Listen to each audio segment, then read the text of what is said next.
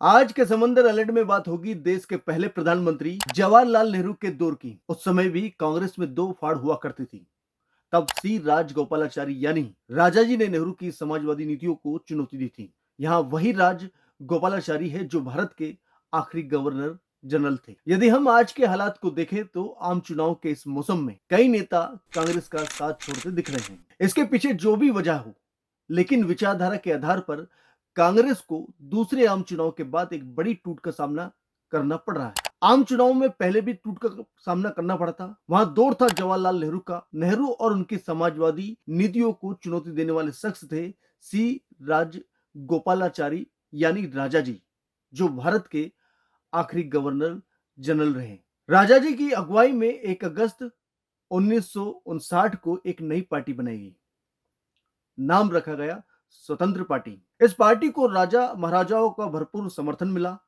पटियाला और डूंगरपुर के महाराजाओं से लेकर जयपुर की महारानी गायत्री देवी तक इसमें शामिल हुए। उद्योगपति होमी मोदी और हिंदू महासभा से जुड़े रहे एनसी चटर्जी के अलावा सरदार वल्लभ भाई पटेल के पुत्र भी डहा भाई भी पुत्री और मणिबेन पटेल भी इससे जुड़ गए थे। पार्टी के पहले अध्यक्ष बने एनजी रंगा और सचिव का जिम्मा संभाला दक्षिणपंथी नेता मीनू मसानी ने। सामंती सोच वाली स्वतंत्र पार्टी 1962 के आम चुनाव में 18 सीटें जीतकर लोकसभा में तीसरी बड़ी पार्टी बन गई।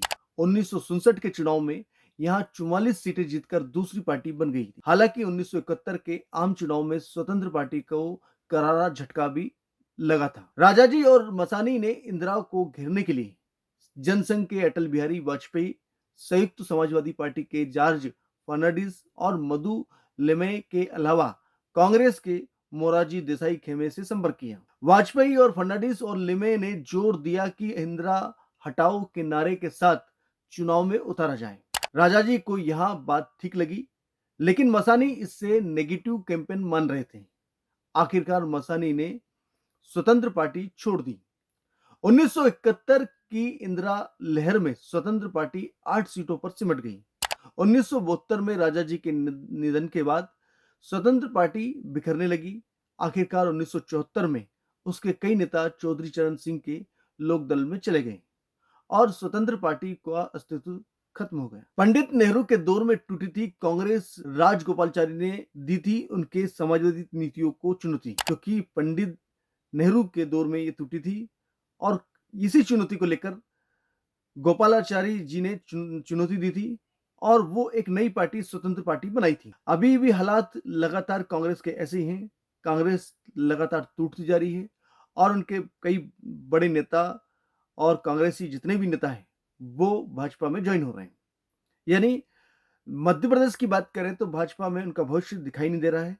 और देश के नेतृत्व की बात करें, जहां कांग्रेस लीडरशिप कर रही है राहुल गांधी और खाड़गे के नेतृत्व में, तो वहां भी कई नेता टूटते हुए बीजेपी ज्वाइन कर रहे हैं। कई नेता संन्यास लेने की कगार पर हैं। यानी कांग्रेस के इस समय हालात ठीक नहीं है। ऐसे में युवा नेताओं को कांग्रेस ने आगे लाया, लेकिन कहीं ना कहीं यहां पर वरिष्ठ नेताओं की खामियों की वजह से या वरिष्ठ नेताओं के कहते हैं कि उनकी वजह से धीरे धीरे टूटती जा रही कांग्रेस। और वो कई भाजपा में ज्वाइन कर रहे हैं, तो कई युवा नेतृत्व को सहयोग प्रदान नहीं कर रहे हैं। तो कांग्रेस यदि समय के आधार पर आज संभलती है तो आगे आने वाले समय पर कुछ अच्छा बेहतर कर सकती है, क्योंकि कांग्रेस देखा जाए तो दूसरे विकल्प में एक बड़ी पार्टी मानी जाती है। और ऐसे में यदि कांग्रेस थोड़ा सा भी अपना ढीला रवैया रखेगी तो बीजेपी को सीधा सीधा इसमें फायदा होगा। जितने भी नेता कांग्रेस से छोड़कर बीजेपी में जा रहे हैं उनका भविष्य क्या होगा, इसको लेकर भी आने वाला समय तय करेगा। आज के समंदर अलर्ट में फिलहाल इतना ही। फिर मिलेंगे नई अपडेट के साथ।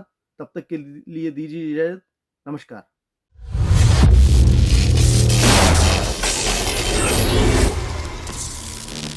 Rabindranath Tagore University Bhopal, only private university in MP to be NIRF ranked for 5 consecutive years. जहां है 600 से ज्यादा company tie-ups for placements, Atal Incubation Center for nurturing startups, Industry Academia collaboration for exposure of real industry world, 20 centers of excellence for research, साथ ही Global Festival विश्व रंग में शामिल होने का अवसर देता है। Rabindranath Tagore University, unlocking potential.